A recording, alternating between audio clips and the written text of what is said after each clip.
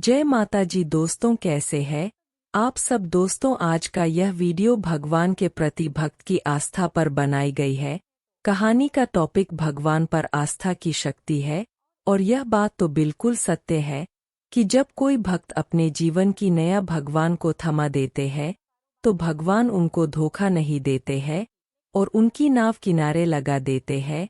एक बार की बात है, गांव में दो भाई रहते थे। उनके पिता खेती का कारोबार भालते थे। खेती ज्यादा तो नहीं थी लेकिन उनके घर का गुजारा तो हो जाता था। दोनों भाई बहुत होशियार थे। बड़ा भाई पिता के साथ खेती में काम करता था और छोटा भाई शहर में काम करता था। बड़ा भाई भगवान का बहुत बड़ा भक्त था। वह हर वक्त और हर एक कार्य को करने से पहले भगवान को याद करता था, लेकिन छोटे भाई को यह बिल्कुल भी अच्छा नहीं लगता था। उसका भगवान पर भरोसा नहीं था। वह यह सब एक अंधविश्वास समझता था। दोनों भाई की अभी तक शादी नहीं हुई थी। दोनों भाई बहुत ईमानदार थे। दोनों भाई बहुत ईमानदारी से अपना काम करते थे। बड़ा भाई सोचता था कि कैसे अपने कारोबार को और ज्यादा क्षेत्र में फैलाया जाए और ज्यादा पैसे कमाकर हम तीनों किसी अच्छी जगह जाकर रहने लगेंगे और दोनों की शादी भी कर लेंगे। लेकिन इधर छोटा भाई सोचता है कि कुछ भी करके मुझे इतना धन इकट्ठा करना होगा जिसे देखकर कोई भी अपनी लड़की की शादी मुझसे करा दे, फिर और मेरी पत्नी कहीं दूर जाकर रहने लगेंगे, आराम की जिंदगी जिएंगे। हमारे पिता को तो चिंता ही नहीं है।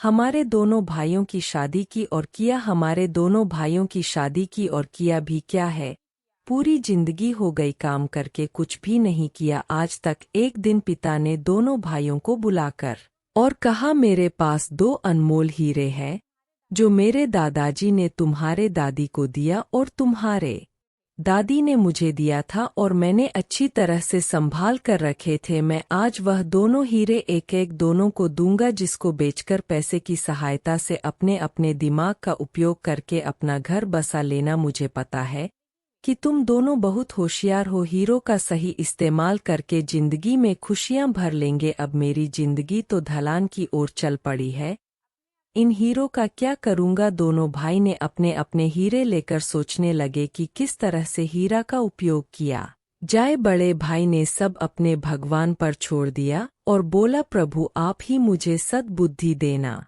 कि मैं किस तरह हीरे को बेचकर अपने खेती के कारोबार को और ज्यादा बढ़ाया जाए। आसपास की सारी बिकाऊ जमीन को खरीदकर जी जान से मेहनत करके बहुत सारे पैसे कमाऊं। पैसों से गांव में एक बड़ा घर बनाऊंगा और इतने में कोई ना कोई रिश्ता आ ही जाएगा और शादी करके पिताजी के साथ खुशी की जिंदगी जीने लगेंगे। और फिर अपना काम शुरू किया और बहुत बड़ी लगन से मेहनत करने लगा। और इधर छोटा भाई सोचता है कि इस हीरे को बेचकर एक बहुत बड़ा घर बनाकर शादी करके पिताजी के साथ आराम की जिंदगी जिएंगे। हीरा बहुत महंगा है, काफी पैसे आएंगे, काम भी नहीं करना पड़ेगा। हीरा बेचकर छोटे भाई ने बहुत बड़ा मकान बनाया जिसमें आधा पैसा खर्च हो गया और आधे पैसे से अपनी शादी करके रहने लगा। धीरे धीरे घर खर्चे में पैसे खत्म होने लगे गया और घर का बोझ भी बढ़ गया था और दो बच्चे भी हो गए थे तथा कुछ दिनों में सारे पैसे खर्च हो गए। इधर बड़े भाई ने खेती के कारोबार में बढ़ोतरी करके एक अच्छी लाइन बना ली और बहुत सारे पैसे भी कमाए, मकान भी बनाया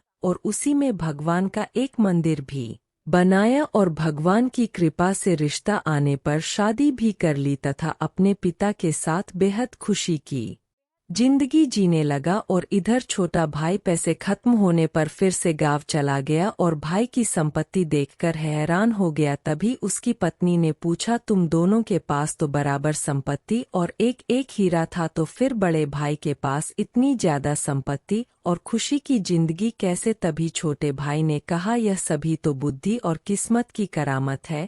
वह भगवान पर भरोसा करता था और मैं कैसा नालायक हूँ जो उन्हें एक अंधविश्वास कहता था। उसने अपने बुद्धि से हीरा का सही इस्तेमाल करके ऐसा आराम की जिंदगी जीने लगा और मैंने हीरे का गलत उपयोग करके आज फिर वही खड़ा हूँ जहाँ कुछ समय पहले था। और मेरा भाई कितना आगे बढ़ गया है।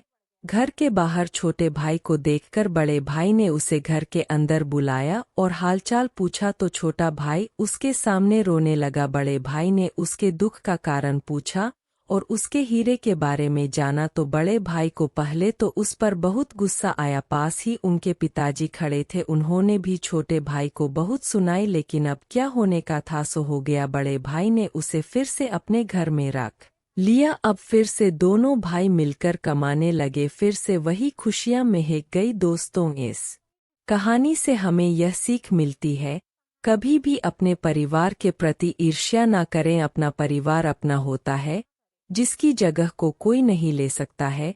हम हर बार सोचते हैं कि मैं अब परेशान हो गया हूँ, तंग आ चुका हूँ, अब मैं आपसे दूर रहना चाहता हूँ। यह सारी बातें गलत है। परिवार का साथ कभी भी नहीं छोड़ना चाहिए और भगवान पर भरोसा करने वाले को भगवान कभी भी गलत रास्ते पर नहीं जाने देते हैं। उनकी अच्छाई और बुराई का जिम्मेदार खुद भगवान होते तो दोस्तों, आपको इस कहानी से क्या सीख मिली हमें कमेंट करके जरूर बताइएगा और कमेंट बॉक्स में लिखिए जय माता दी। धन्यवाद।